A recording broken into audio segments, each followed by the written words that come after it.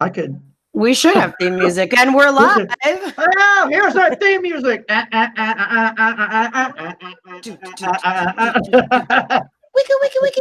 Okay. Yeah, so because we're so cool. Anyway, That's our fucking theme music. Yeah. Welcome to the show, everybody. Episode 26 of Horror Metal Cast. I am Stevie, and I'm here with my co-host Joseph. I'm here. Hi. How are you tonight, Joseph? I am doing just ducky. And you, Stevie? How are you this evening? Fabulous, as always. You look beautiful as ever. You look rested. You look well. You look fed. You look happy. Absolutely. You look like you got a lot on your mind to talk about. You look like you're ready to ramble. Oh, yeah. So we got a bunch to talk about tonight. On my list this evening, we are going to be talking about Extremely Wicked, Shockingly Evil, and Vile, the new Zac Efron film in which he portrays the infamous serial killer Ted Bundy, told through more so the eyes of his longtime girlfriend, Liz Kepler. And then we're going to move into another show that recently just came out, a horror series called Chambers. And then finally transition into our music and metal topic of the evening, which will be about venues and how they impact concert goers' experiences in a negative way. Because I just recently had a nasty experience with a concert venue, and I don't know if you can guess from the image that I chose for our thumbnail this evening, but we will get to that shortly. So before we start, Joseph, do you have anything to say to the beautiful people that are here tuning in live to us tonight? What's up, beautiful people? This is our show, and this is what we do here, and we do this every week. For all of you that have just tuned in or for the first show or have been here maybe once before, this is something that Stevie and I have been doing blissfully now for 26 episodes. We are in our 26th episode. Although we don't have theme music, we're really fucking cool, and we can curse and eat cookies and do all kinds of wonderful things here if we want to. We have so much to talk about. We can have coffee. Yeah, we have coffee. You guys are welcome to have coffee and cookies with us, and or beer or beverage of your choice, maybe perhaps a shot or 10. Please no, don't overdo it. This is about all things horror and metal, and we are really anxious to talk to you guys about a bunch of variety of things. Again, one of the topics that Stevie mentioned tonight, which I'm almost afraid to get into, is that of Ted Bundy. I don't even like saying his name because we're blowing fanfare his way, but this guy has already had numerous amounts of publicity, obviously, for what he did. He's infamous. He's not famous, people. He's infamous. There's a big difference, and there's reasons for that. Responsible for over 30 murders between 74 and 78. I remember being a little boy through all that, and I remember seeing things online and everything, but the movie had just come out on Netflix. And Stevie, what are your thoughts on this movie about Ted Bundy? So the film Extremely Wicked was, I'm just going to refer to it as Extremely Wicked because I feel like the title's a bit long and it annoys me. So anyway, so the film is based off of, as I said earlier, Ted Bundy's longtime girlfriend Liz Kepler's book. So it is more so told from her perspective, some of it, and it focuses more on their relationship and how someone could be impacted after spending almost 10 years with someone only to discover that they are the rankest of the rank. Like they are a rapist, they are a murderer, they are a serial killer. Like imagine being with someone for 10 years and then finding out that's who they are. You know, I can only imagine that's also how the family of the BTK felt as well. You know, you spend so much time with someone and you then find out that you don't know them at all, that they are this extremely wicked, shockingly evil and vile person. When Chrissy finds out that I'm that guy too, it's going to be hard. I'm kidding. It's a joke. I'm joking. I'm not serious. I mean, my most heinous crime is eating the fucking cookies. You know what I mean? Yeah. But yeah, it is. It is absolutely twisted. This guy was absolutely sick. And I'm going to bring one of the words that best describes him, and it absolutely should be amplified to the 10th power, and that is sociopath, people. Sociopath. This And guy. well, Oh, go ahead. they really, in the film, they really showcase his charisma and his ability to manipulate based on his charm and his good looks. Looking into it and reading a little bit of trivia about the portrayal, Zac Efron was like the choice for it. Many people, including the director and a lot of people involved in the original, case while it was going on, have said that there's a striking resemblance to Bundy. Zac Efron, I will say, his portrayal, his acting was wonderful in this film. He really did a stand-up job. Whenever he was on screen, it was captivating. You were in the moment and you really felt like you were experiencing it as if you were in the 80s watching it, or whenever the trial took place, 70s, 80s, when it all went down. You felt like you were there, and even wardrobe, you got to commend them. The escape scene when he escaped from the courthouse in Colorado, they even got the sweater down to a T. They even replicated the sweater that Bundy was wearing that day in court when court went to recess, and he escaped through the library window. So there was a lot of small details, and a lot, I feel, went into it. But in my opinion, I feel like outside of the courtroom, a lot of the film was very, not boring, but it was very underwhelming. And I guess, when you have a film about a serial killer, you kind of want it to be a little bit more disturbing, perhaps. But this was a biopic. It wasn't a horror movie. It wasn't meant to be, oh, let's watch Bundy hack and slash.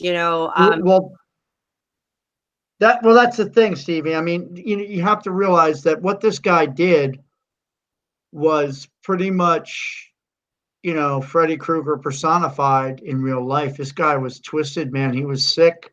He was very, very evil, and he was very calculated. I mean, he knew exactly what he was doing. It wasn't like, when a shark eats, sometimes a shark will go into that frenzy. Its eyes will roll back in its head. It has no clue. It's running on impulse. This guy knew. Every knife stroke, every hammer slash, everything that he did was absolutely premeditated, and he knew exactly what he was doing, and he enjoyed it. But it wasn't absolutely. It wasn't that barbaric. I mean, it wasn't that animalistic enjoyment where something deep inside. I mean, this was surface level. This guy knew. It's like, you pick up a cookie or this drink right here, and then you look at it and go, man, yeah, I'll do this again. I'll drink this again. And in that instance, a simple act like I just did was the way he performed murders. And there were over 30 women confirmed. That doesn't mean that there aren't more out there. Oh, absolutely. And we'll never know. No, my question to you now would be, like you said, Zac Efron, and you're absolutely right. I think he did a pinnacle job as an actor portraying Ted Bundy. Not a role that a lot of people would want to take. Not a role that would be, something, a very difficult role. Absolutely. You got to put yourself into the mind of one of the most heinous, twisted individuals on earth. I mean, Ed Gaines maybe rivals him. Well, I think, and we talked about it a couple weeks ago or months on the show, that definitely Jeremy Renner's portrayal. What was it? Was it Dahmer? Was that the name Dahmer. of it? Yeah. Jeremy Renner was amazing. Yeah, amazing. He did a fantastic job. Now, okay, so you're Jeremy Renner. or you're the gentleman that just played Ted Bundy. You're Zach, okay? Do you think when these guys got done doing their scenes and got in their limos or their cars and went to their place, their homes, do you think in a quiet moment they sat there for just a minute and actually thought about these people that did these things that they were portraying? And like, I mean, how much of a connection do you think there really was there? Well, I think, when like I'm not an actress, I don't know. I feel like if with actors and actresses, when they're getting into character, especially portraying someone that existed in real life, like this is not a fictional character, this is a real character. When you have to go to such a dark place, it's got to be psychologically traumatizing in a way, especially because in the case of such heinous people, where you're probably studying day and night what these people did and why they did it, and they probably had access to all sorts of things that you and I don't have access to, like maybe tapes that weren't included in previously released documentaries, police reports and things that other people have never set eyes on. So all of that would be very, I mean, as fascinating as it is, like, especially for people who are into true crime, it's probably fascinating. Some people would probably give a finger or two to get their hands on some of the stuff that has been restricted from public knowledge and the public eye. Right. Sure. So you would imagine when there's so much money being thrown around and films like this are being made, that these people have access to stuff like that. So if you don't prepare yourself mentally for it, it's kind of going to make you sick and fuck you up a little bit. I can't imagine that it wouldn't. But it's like doctors and surgeons and trauma workers. They can compartmentalize in a way that most people can't. So I think that maybe has a lot to do with actors and actresses that that portray these despicable people, is that they have the capability of compartmentalizing in a way that it doesn't affect them personally or on a personal mental level. That's sociopathic. I mean, and that is the whole premise of that. Like I said, it's a mundane act to them. It's tying you shoes. Like, you pull groceries out of a car, this guy hits a woman in the back of the head with a tire iron. There's no compunction there. It's the same thing. It's emotion. And it's so detached, and it's just so cold and normal to him. Yeah. That's just what he does. Like I said, Zac Efron was great in this role. I mean, I can't talk about enough like how great he was. There are a couple of scenes, and I mean, honestly, how do you say spoiler alert for fucking something that happened over 30 years ago that actually happened? You can't spoil the movie. You can't spoil the film because the stuff happened already. It's true life, unless you are young and or you're somebody that doesn't know about this kind of thing because you just shy away from it. Everybody knows who Ted Bundy is. Netflix will spoil this more in the trailer than we will too. Oh, absolutely. And I want to. I just punched my microphone in the face. Oh yeah, we're getting riled up. We'll get to the trailer in a second, because we talked about the trailer on the last show where we discussed Bundy when Confessions of a Killer came out, and I want to get to the trailer in a second as well. So there are a couple of scenes in this film, and like I said, it's not a very violent film. There are a couple of scenes of violence. There are a couple scenes where you get to see Zac Efron go from charming, personable, likable even, and you just kind of, this happens, and he's a different person, and it's just turned on so quickly in such a way that's so impressive. And it's one of the scenes where he's got his little arm in a sling and he's walking, having the girl carry his school books, and he pulls that tire iron out.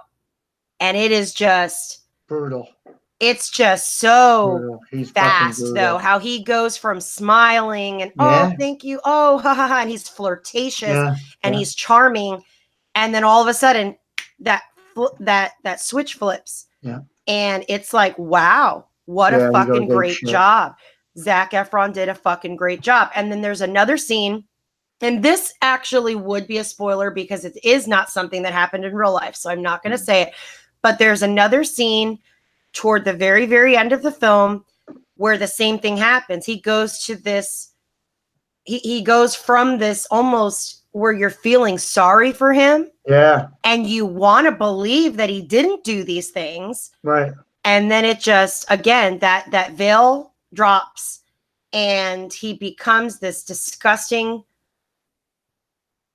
inhuman thing. Dahmer was the same guy. I mean, he was able to lure people back from bars on the premise of that he was the mark. He would put himself out there as the mark, so they could take him back to his place and rob him. And there were people out there that had weird fetishes with other men and whatever and wanted to do stuff. He put himself out there on that premise so well and so believable that he was able to lure him into the house. And once he got you in, you're going in the fridge. Yeah, you're part of you're part of the food chain, man. You're going in the fridge, and it's so twisted that these people, sociopaths, really do scare the fuck out of me. I mean, because you can't. The difference is, like, BTK killer, was he a sociopath to a point? I think. But well, I feel like they're all, not all of them are. I don't want to say all of them are more sociopathic than they are psychopathic. Right. I feel like the two kind of go hand in hand. I mean, they're all fucking, for the most part, narcissists. Right. And there's a really great montage at the end of the film. There's two great montages. One is actual courtroom footage, while the credits are rolling. A lot of the footage you have already seen in Confessions of a Killer. Yeah. And then the montage prior to that is that charming, witty guy, but then also the darkness. And you see small things here and there that Liz remembered over the years, him either saying or him doing these things, and how the realization sits in that, yes, I saw these things happening and I didn't say or do anything. Yeah. And she blamed herself. In the book, she blames herself. In the film, she blames herself. And I can't imagine living with that for the rest of your life. Well, you also have his daughter, which is tough. Yeah, and which she apparently, I looked this up. So Rose Bundy has apparently changed her name something like 6 times. Yeah. And now lives outside of the country and no one knows where she is, and I don't blame her. No, I don't either. Her mother, Carolyn, just fucked up in the head. I don't know. So she claimed for years to really truly believe that Bundy was innocent.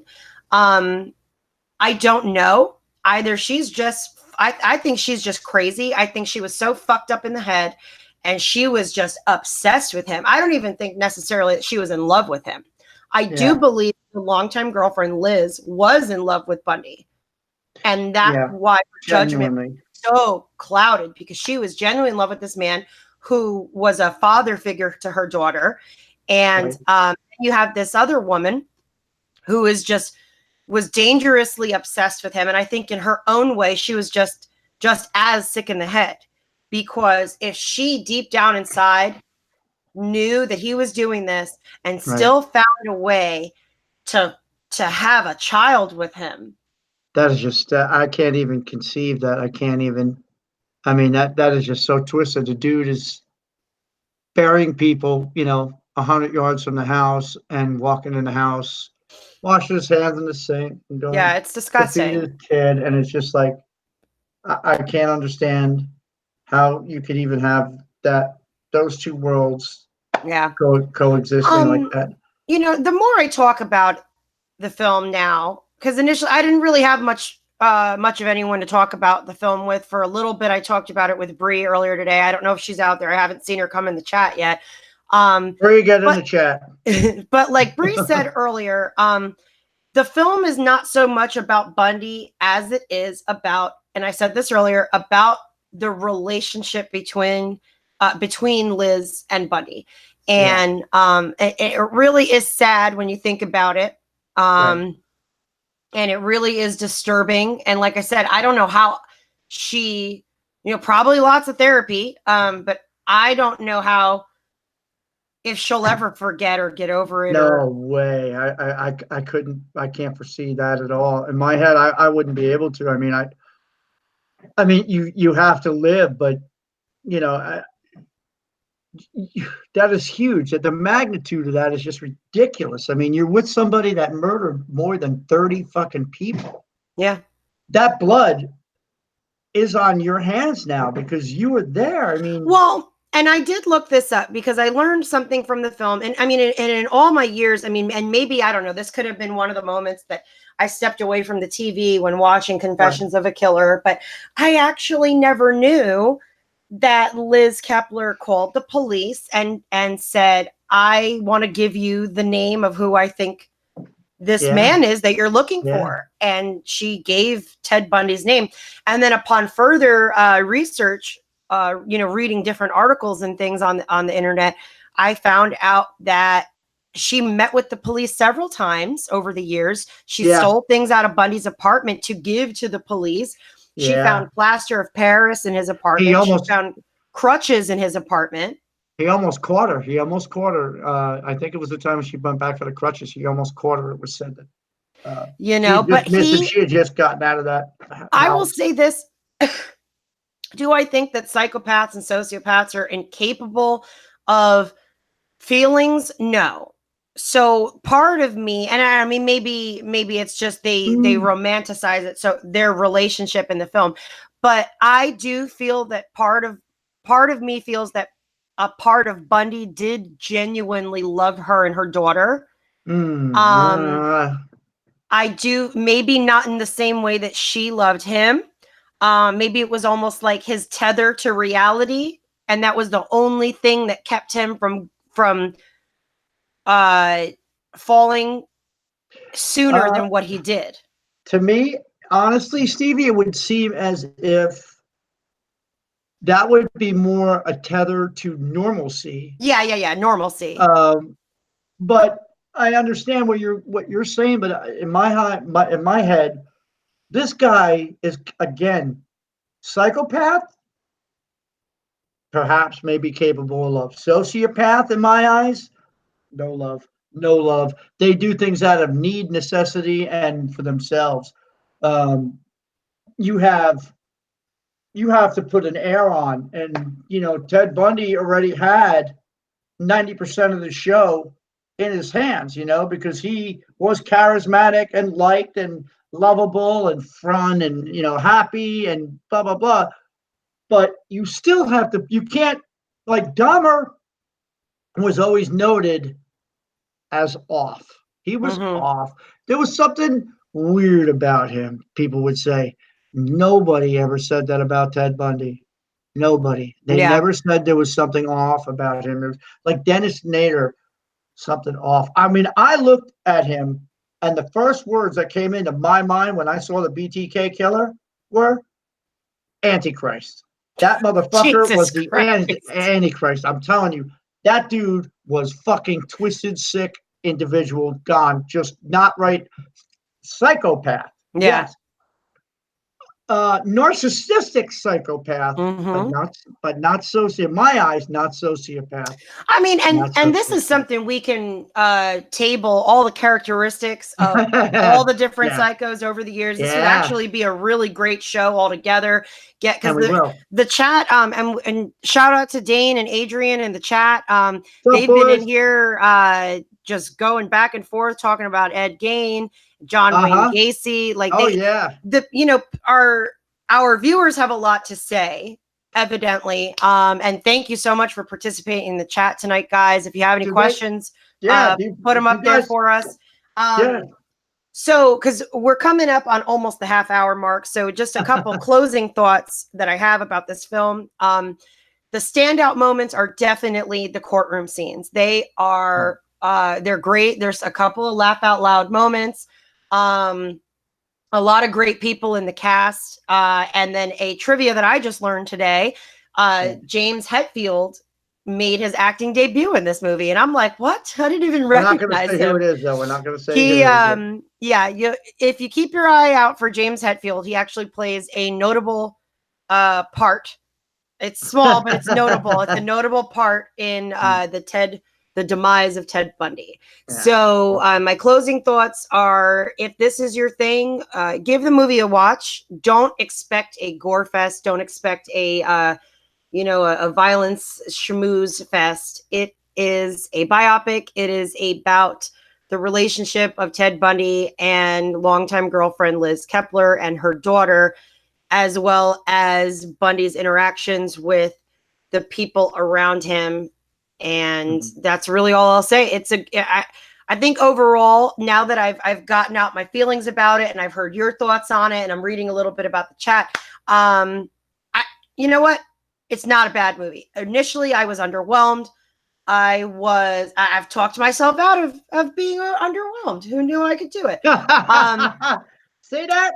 Yeah, it's give it a watch. Give it a watch. I'm not opinions. Yeah, I'm not going to tell anybody not to watch it, but don't go in with the expectations that you're going to get to see Ted Bundy massacre some co-eds, because that's not what's going to happen. So that was already done. Yeah, but moving along, our next topic this evening is I was actually surprised that it turned out the way that it did. No spoilers, don't worry.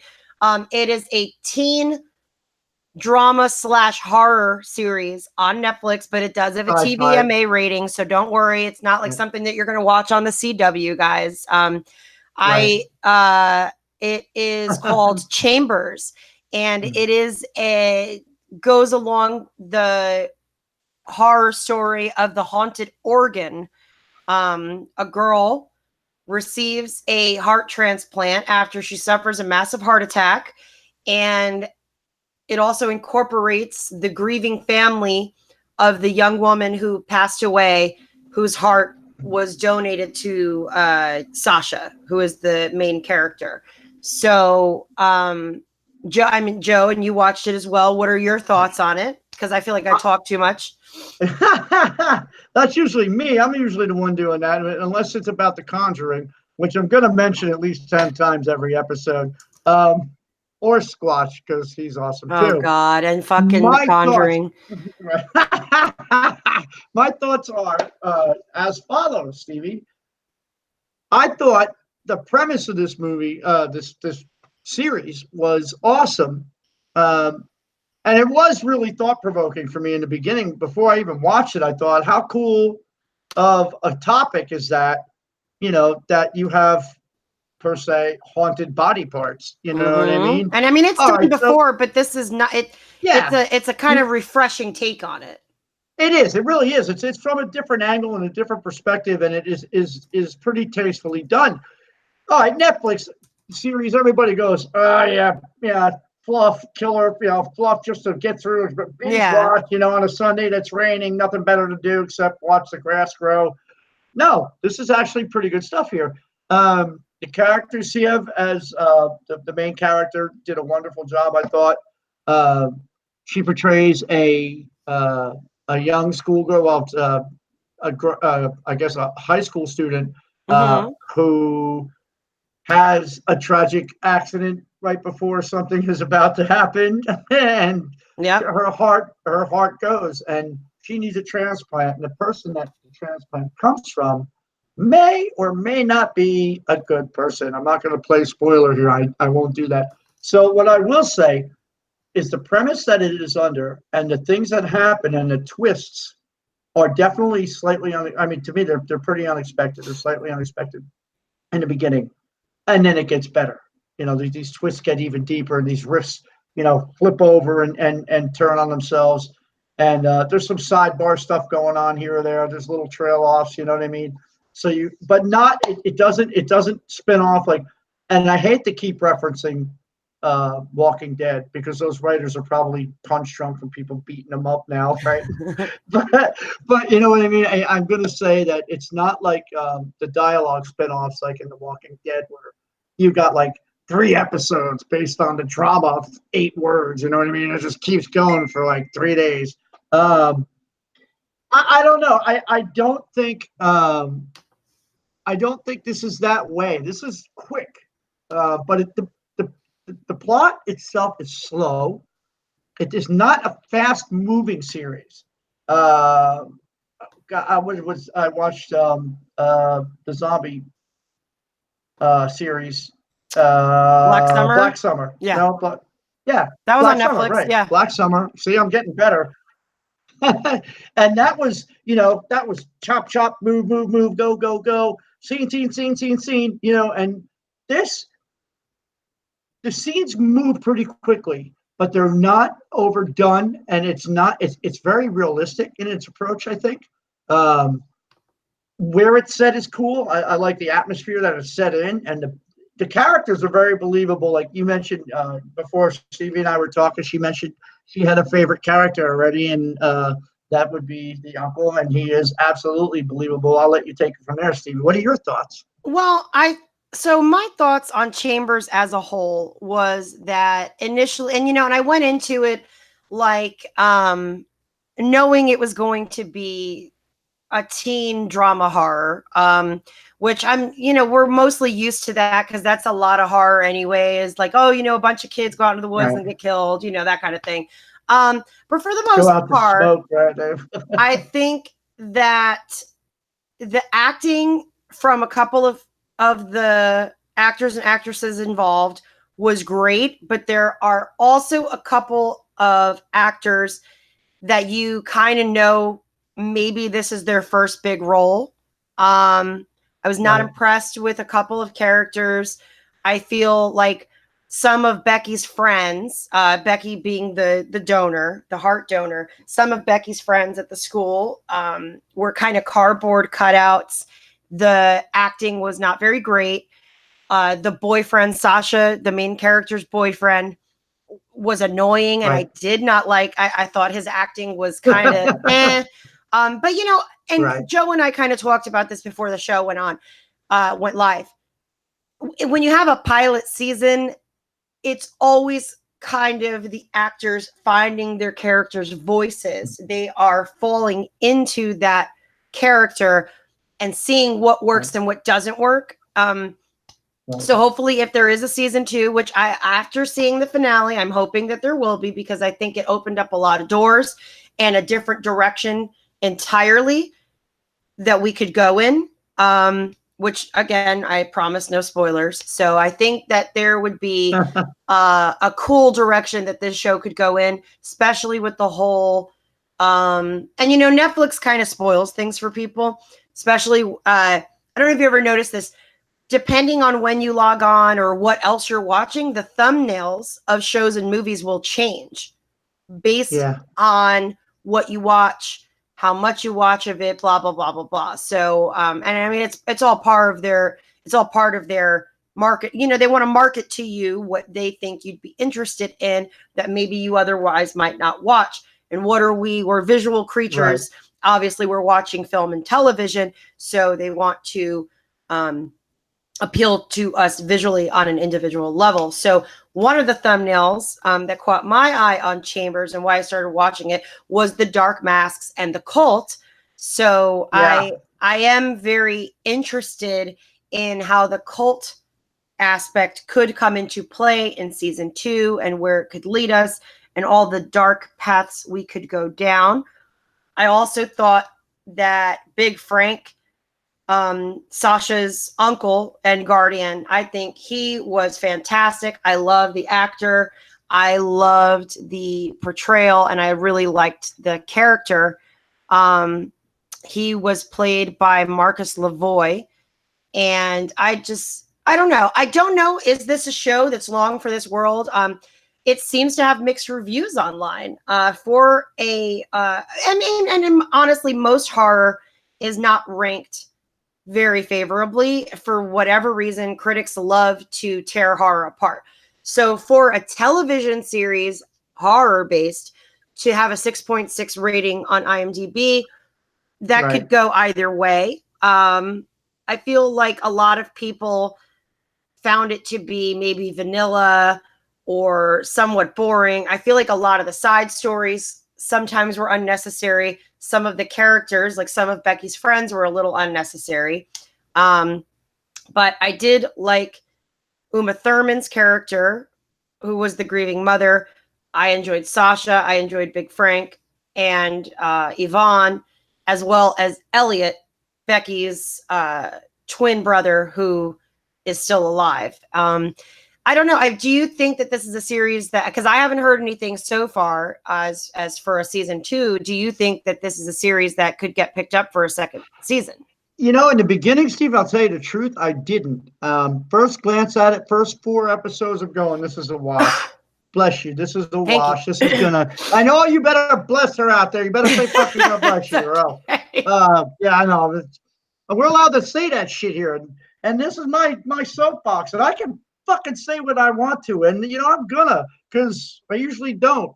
That's not true. Everybody that knows me knows I talk way too much.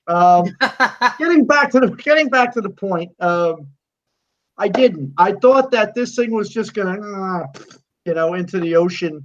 And unlike the Tesseract, never be seen again. I thought that perhaps if there was anything redeemable, it might come back as a sitcom. No, I'm kidding.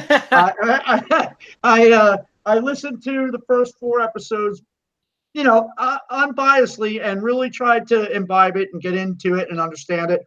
And once you caught its current, you started to understand the vibe to it, and you got into the flow of it, and it started to pick up after episode 4-ish, around there, 4-ish. Yeah. Like what I did there, 4-ish, around 4, right-ish. It started to, to look out. I don't know about you guys, that looks cool as hell on my screen. It looks like it's really floating there. My hand is. No, it's just your hand in front of a camera being. No, it really is floating. See, look at that float. All right. Anyway. It started to pick up around 5, 6, and once that thread is in, it hits pavement, finds pay dirt, and goes, and it really does move along nicely. Yeah.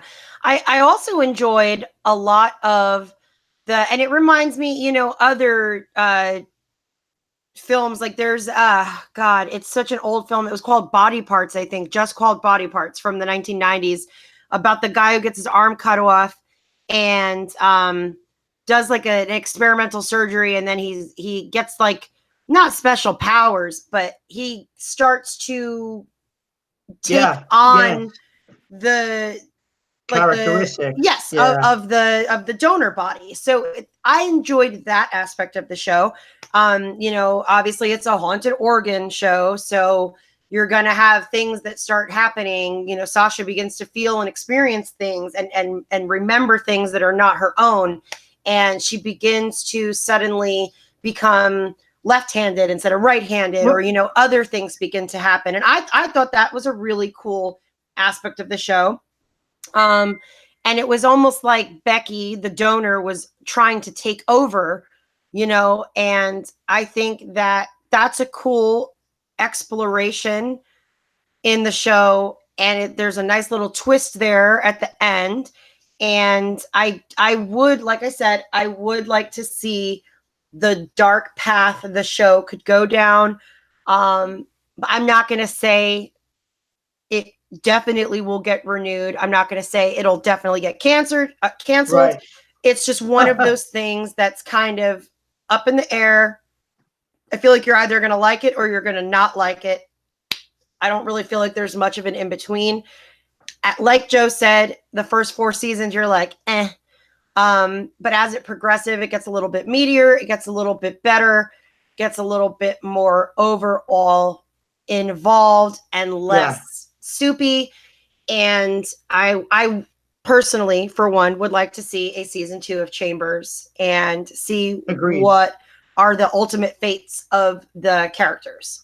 I agree. I think that the characters really started to meld themselves after 5, 6, into 7, 8, 9. They were really starting to become, well, the characters were starting to blossom out a little bit and grow as, characters. And Mhm. I think that in time, they're going to grow even further. It's so hard to tell where the writers are going to go. You can't Well, anticipate. I think, and and it's not really giving anything away, but Lily Taylor, she plays the character who runs the Annex, which is a kind of like holistic healing center for people with money. So she runs the Annex with her family, and I would like to see More. in season 2 Lily Taylor's character kind of come into the spotlight a little bit more, Yeah, more of and that. to see what her freaky weird character could fucking bring to the table. I think that Right. would be great. Yeah. I'd like to see what happens with Uma Thurman's character and Right. with Becky's brother. There's a lot of loose ends that we get, and there's Yeah. a lot of different paths that this could take. Well, that's the thing. And I was, sitting here, a question formed in my head, and that question would be, so we're looking at it in pretty much the same way, the same light. Like the writers are throwing that vibe out there and expecting us to pick up on it. And so far, I think you and I are on the same page as far as that vibe goes and what to expect. Now, the question that I have is this. If the writers write differently than where you think it should go, like where you project it in your mind, if it goes here with their writing and you thought it was going to go here with the writing, are you going to look at that as bad? Is it going to be something that you are going to find bad because it didn't go where you wanted it to? I mean, how hard is it to look at it unbiasedly at that point? So I'll say 2 things about that. Mm-hmm. And then we're going to have to move to our next topic.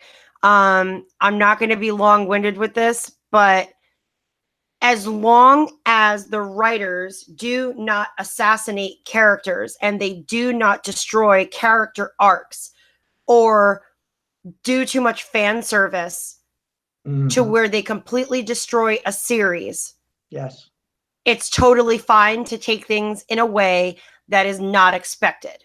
right. And my last thing that I'm going to say, and the reason I'm saying this is because last night's episode of Game of Thrones was a fiery fucking dumpster and was the biggest piece of shit I ever saw.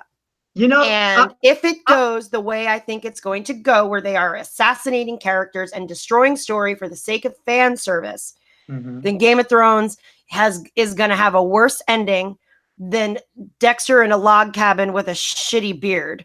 And that's all I'll say about that. So as long as the writers don't destroy story arcs and characters, have at it. Do what you want. I am going to dump this out on the fucking table right here, right now. This is our show. This is exclusive to our show here. This is Horror Metal exclusive, people.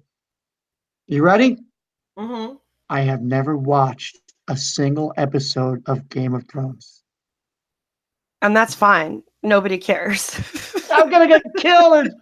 No, like literally people who don't watch Game of Thrones think people care. And people who watch Game of Thrones don't care that you don't watch Game of Thrones. I just want the final season not to be the dumpster fire that it is, because it's horrible. And we always feel like we have to plead with you guys to understand why we don't watch it, right? Nah. You're like a vegetarian. No, you think people want to know, and we don't. I have to tell you. If it doesn't come out, the Game of Thrones hatred will breed. Wait. I have a question for you, and we really do. I'm doing the Judge Judy. We need to move into our last topic, but I have a riddle. Riddle me this: if a CrossFitter who doesn't watch Game of Thrones walks into a bar, what do you think he tells people about first? It's a joke. Converse. People who do CrossFit tell everybody that they do CrossFit, and people who don't watch Game of Thrones tell everybody that they don't watch Game of Thrones. And guess what? Nobody cares. So anyway, that was my little hilarious joke for you guys.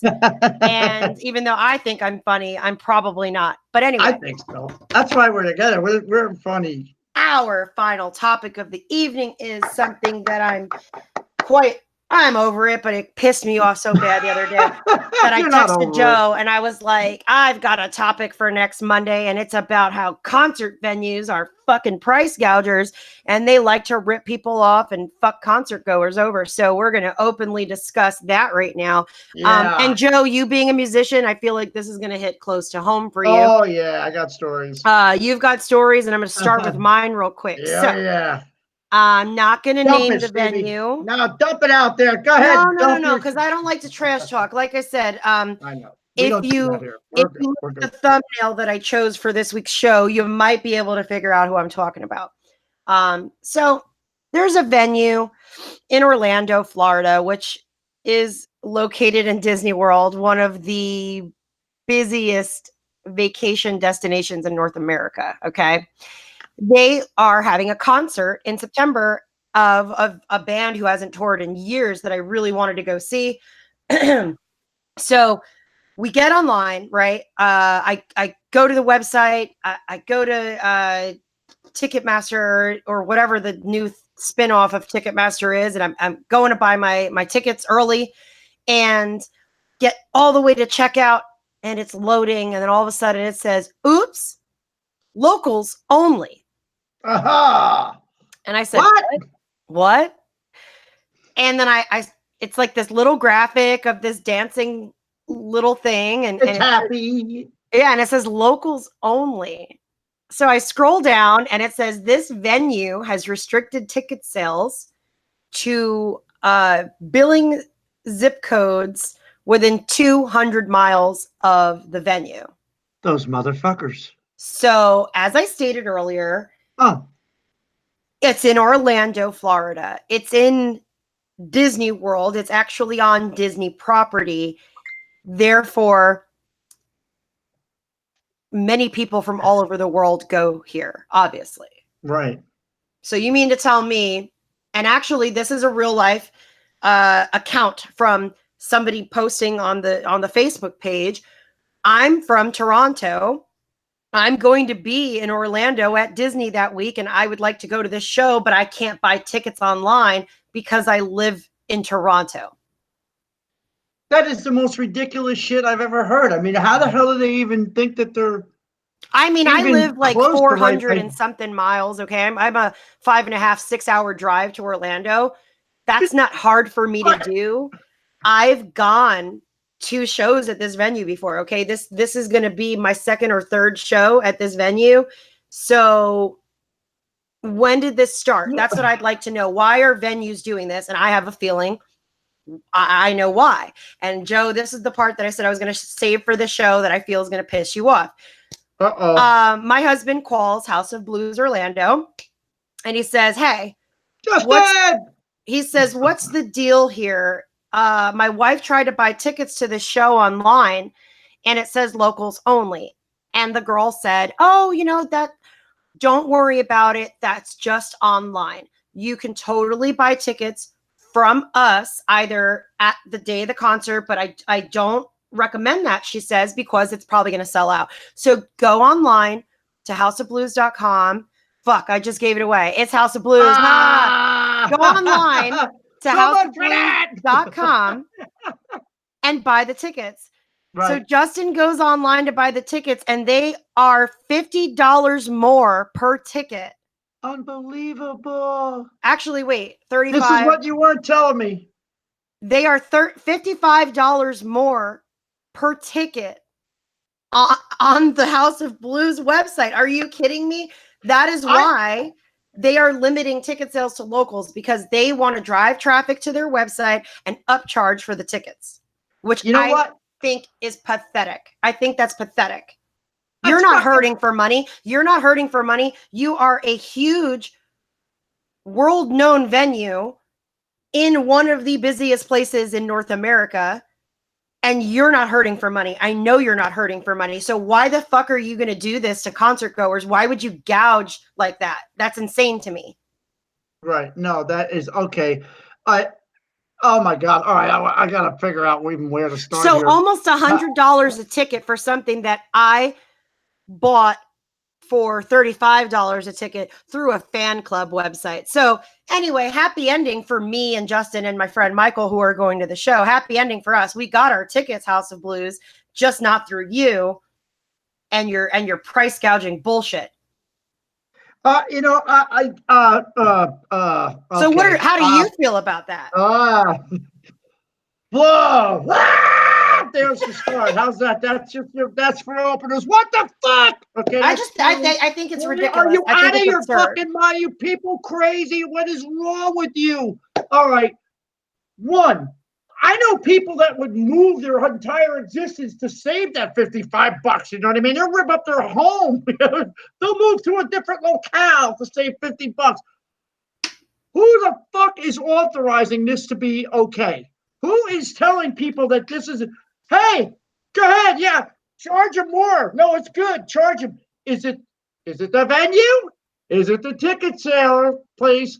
Or is it the band? I don't think that's what I would like to know, but because I don't think it's the band, because it's not the fucking we band. went onto a website that is a fan club dedicated website for bands and musicians to where they get an allocated amount of tickets. In this instance, they were given 200 tickets to sell on their own to fans. Okay, here we go in a nutshell. So it can't be the band. Is it the band's management, perhaps? I don't know. No. This is beyond the management. This is something that the management may be aware of after the fact, but they don't know going in. Otherwise, the band would know, and the band would probably say no. And they know that. These ticket scalper, I call them scalpers. They're fucking scalpers.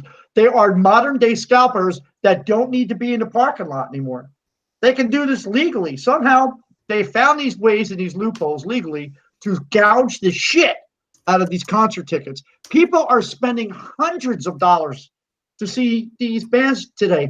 I mean, you got a choice: groceries for the month or a Springsteen ticket. No offense to anybody in that camp. Oh my God, I named a name. I know I'm horrible. I'm not a Springsteen fan. Me neither. And I live in Jersey. I've been in Jersey my whole life. Anyway, I'm from New Jersey. Spent a lot of my life in Jersey, and I am not a Springsteen fan. No, I mean, I listen to it. I don't hate the guy's guts, but it's not it's just not my shit. All right. So with that said, the band is usually the last to know about things like this. And if they find out, usually there's a little recoup, come up and down the line from it. They'll do a free show, something along the line. Because I can tell you, as a musician, on a, albeit way smaller, teeny little scale compared to the big monsters out there, I've had an instance happen, and I'll tell that story in a second. What I want to say is that I don't believe that the band is aware of these things. And if they were, they don't. Most musicians are still in their heart entertainers, and they understand that you're coming to see. You're coming to see us play. You're coming to see us give you something that you want, and we want to give it to you. Mm-hmm. We don't want to beat you over the head. We don't want you to have a bad time. We want you to come and enjoy what we have to give you and take it with you. Okay? That is the main goal of an entertainer. When you have these venues that are allowed to do these ridiculous things, 90% of it is probably so far out of the camp for the band to see that they're not even aware that this happens. Now, I'll go to one story, okay? I'll give you one quick story. And if there's a couple other guys still in the chat room? Yeah. Okay. Adrian said that he believes folks should boycott the venue. Absolutely. He said he's never heard of anything as fucked as that. He said he definitely feels it's the venue, hence why the band is selling tickets. Which I agree. Why would a fan club site be allowed to sell tickets for the same price as Ticketmaster or Ticketmaster affiliates, but then the only way for non-locals to get tickets would be to either risk not being able to get a ticket by going to will call on the day of the show, or going to the venue's website and paying a lot more money, paying $55 more when the original price of the ticket was not even $50. Right. That's ridiculous. I mean, okay, I'm going to go into a story. Now, a lot of these things, in my recollections and in my dealings with things, I have seen that venues, I'm not 100% sure on bigger levels, huge levels like that, but 90% of the time, the venues are allowed to set their prices for tickets and set uh, their limits and their standard however they want. I mean, honestly, I don't think more than 1,000 people could fit into this venue.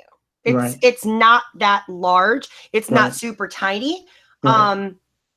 I mean, but that's probably why the types of like indie smaller bands that I like that I go see at this particular venue, that's probably why I tend to flock there, because it's a smaller show, it's a cheaper show, and I don't have to spend $130 a ticket to go. You know what I mean? Okay, so here it is in a nutshell.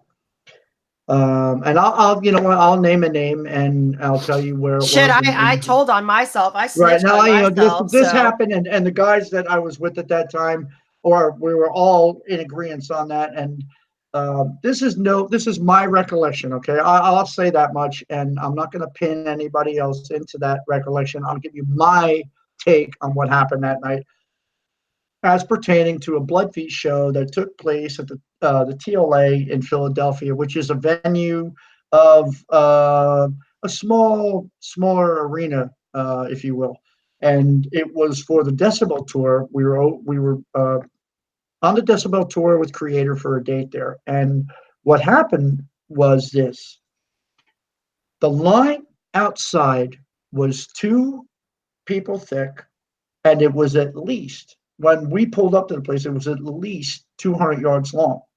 Wow. Okay. Yeah. Now we go in, and it's about 2 hours to showtime. We have to go through a few sound checks. Obituary was playing that night, and Creator obviously had done their sound check earlier, so we didn't see them. But Obituary was there doing theirs, and we had to wait. And then we got up onto the stage to do ours. The club was very slow in assisting us. Okay, right off the bat, they made it very difficult for us to get our merch out. They made it very difficult for us to get anything pretty much done. We understand, we're not there to be, weren't there to be rude or to be nasty to anybody. We're there to perform a show, and that's what we did. Okay. In order to do so, we need them to give us certain things. Now, at the door, our stage time is, I believe it was 7:15. Okay, if I remember correctly, don't quote me, but this is close to the mark. The doors were due to open 40 minutes before showtime to let the crowd in. Okay. By the time we were ready to go on, from what we were told later on, those 200-yard long lines were around the block, and they were full of fans for all the bands to come in. There was a large percentage of people that were there to see Blood Feast that night that were waiting on that line. And they hadn't even been let in yet. They weren't even let in. And we found out later on that most people, we came off stage, and I remember walking up into the foyer of the auditorium, out by the reception area, and seeing people going, "What time are you guys going on?" And I'm like, we just, are you kidding me? What happened? Oh, the line was down the block. That's unbelievable. So we're looking into it, right? We're looking into it, and sure enough, there's 2 guys at the door. Okay, there's 2 guys at the door, and they're security. Where's the ticket takers? Because they're still letting people in as we're coming off the fucking stage. The lines are still coming in the building. Okay? Wow. Right. So we're watching them. And I asked the question, I said, well, you guys are running security. Who's taking the tickets? We are. Well, if you're taking the tickets and doing security, How long does it take you to get like 2 people in the building? It's like 15 minutes just to get like 3 people in. And the line is down the block. I said, if you do the math, you know, a lot of these people are going to miss the show because you're still. So that was strike number 1. Strike number 2, these venues don't comp anything. They don't comp anybody for anything. My beautiful and illustrious wife, Christina, brought several friends with her to this wonderful venue that we were playing with on the tour package. And not only did they not get in free, but she took it a step further upon herself and decided to go and get a package. You know, she said, okay, whatever, we'll pay, no big deal, and got a VIP package, which was supposed to get them seating up in the, preferred seating and a waitress, 24/7 waitress, and preferred parking was 3 blocks away. Okay. Oh, Jesus. They they weren't going to validate it at all. They went from that to the drinks. She had 1 drink and was like basically beating the girl over the head just to try to get another drink before the end of the show, which she never got. Okay. 1 drink, right? Supposed to be unlimited package. The seats, they had to fight. I'm 20 minutes by, for stage time, and this girl has no idea where to put these people. I said, listen, do they have a package? Can you get them to their seats? I got to go up on the stage now. I don't know. You don't know where? Look, here's the tickets. This is their passes. I don't know where they got to go. Okay, can you get me to somebody in the venue that knows where they? No, I don't know. Okay, so they wrestled with that. That was strike number 2. Here comes now strike number 3. Strike number 3. These venues charge you thousands of dollars, millions of dollars, billions of dollars for these tickets, it feels like, right? You're paying an arm and a leg to see a show. And you don't mind because you love the band, right? Right. Right. Okay. I don't smoke anymore. But when I did, I felt I should have the right to, obviously not smoke in the building where everybody else goes, to walk outside if I choose to. And have a cigarette in a designated area or away from the building down the block in my car if I have to, and come back into the venue to watch the show. I should be allowed to do that, being that I paid for that ticket, right? Oh, let me guess. They had no re-entry. They had no re-entry. You're right. Now, I have a laminate on my neck, okay? A laminate that says I'm part of the tour, okay? My wife goes outside to smoke a cigarette with a friend in front of the same 2 guys that were running the door, and won't let her back in now because she's walked outside. Didn't say anything until she passed the fucking threshold. Tells me she's not coming back inside the club. I'm looking at this guy like, are you serious? I mean, not only is there no guest list for anybody here, they paid extra to get into your venue, which was horrible. You gouged the ticket prices. You blew people off of the show. They missed the show. And now you're telling me my wife can't even get in? My wife of the band that's playing on the fucking stage is not allowed back in the club. Are you kidding me? Oh, wow. Anyway, I mean, a long story short, I was on the phone with corporate and everything else. And it is the venues. I'm telling you now, it is the venues that do this. I believe it. I believe it, especially now after speaking to you about it. After hearing a couple different people, seeing comments on Facebook, on this venue's Facebook page, and then also on the band Facebook page, because a lot of people went right to the band. I mean, Justin and I weren't the only ones who experienced this. Okay. Crazy. A lot of people around the country, people in Miami, people also don't realize how big the state of Florida is. Okay. It would take me longer to drive from my house to the Keys than it would take me to drive to your house, Joe, in New Jersey. Yeah. Florida is a very large state, and people don't think, like, they're like, oh, what do you mean you can't buy tickets? You don't live near Orlando. I actually don't live near Orlando. So another guy in Miami who wanted to buy tickets, he can't even buy tickets to drive from Miami to Orlando. Because it's insane, because they have this stupid 200-mile radius rule. When did that begin? I Why understand. did that begin? It's preposterous to me. And I understand capping off the ticket limit. I get that, but to fucking tell you because you live in a certain locale that you can't have a ticket. I mean, yeah, that's stupid. Like maybe okay, limit it to 150 tickets or something like that, right. but don't completely isolate your No. patrons like that. No, because what ends up happening is this, and I'm going to fucking dump it on the table right now. People like me, the average concert guy, right? As a musician, knows what it takes to put a show on, knows how much shit you got to go through to get the band there. The band goes through. I know the inner workings of this shit, okay? And I'm going to tell you right now, all right? It is fucking wrong that these venues just blow these things out of proportion so hard and make it so disgusting for bands that, really want to get out there and do the thing. It's so disheartening that most people would be just like, I mean, you're setting a precedence for people that may be coming into the world of music and trying to do these things and seeing what you're doing, how secluded and segregatory and ridiculous it is. You are pissing and shitting where you are eating.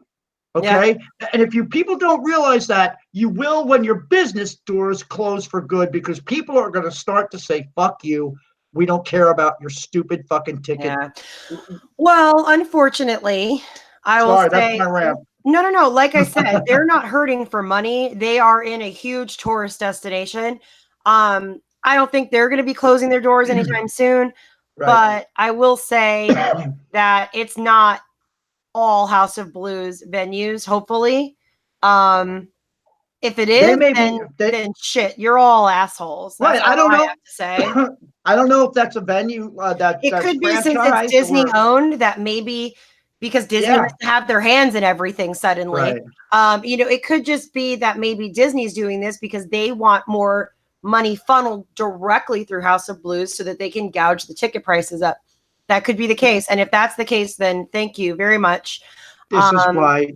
Yeah. This is why Sasquatch will never be Disney owned. I love it. Or The Conjuring, right? Right. Or The Conjuring. Thank you, Stevie. I love it. Oh my gosh. All right. So we are over yeah, we are 7 minutes over, guys. Thanks for hanging in there with us. We still got a couple stragglers watching.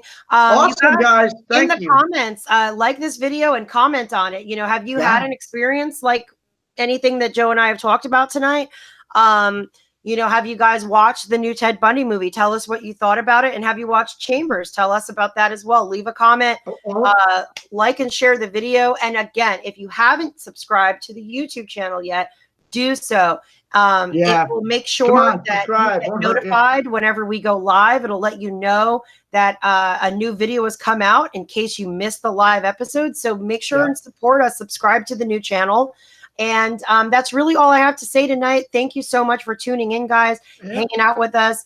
Normally we try to keep it to an hour, but we were very passionate about this last subject, as well as a little too passionate about the Ted Bundy movie. So we just had a lot to talk about tonight. So thanks so much for tuning in, everyone. We really appreciate it. Joe, you got anything to say to the people before we go? I do. I got 1,005 things to say, but we got like 8 seconds here. So what I'm going to say is, if you've ever seen Bigfoot, let us know. I'm kidding. I would love to know that. That'll be another show. We had a lot of great topics tonight. Stevie, thank you for an amazing show. I want to thank everybody who's starting to come up and stay with us for the duration of the show. We will have theme music soon. I'm working on that now. Me and my cat are going to jump on that, right, Fuzzer? She says yes. We're going to get to that very soon. I promise you. We're going to get coffee and theme music rolling in the show. I want to say that this show has grown exponentially in the last 4 or 5 episodes, and we're doing better probably than we ever expected we may, and maybe not. But but our ticket prices will never be gouged, people. Okay, remember that. No, we're never going to charge you. Right, we're never going to charge you. The price will never go up. It'll always be free. We love you guys, and we're going to definitely see you on episode 27. So everybody fucking rock out, drink the coffee. Listen to the fucking metal. I got a ton of shit coming up. Watch our Facebook pages. Stevie's got a ton of shit coming up. We'll talk about all that next time. You guys be good. I love you. Yes. Thank you guys again. Have a good night. Take it easy.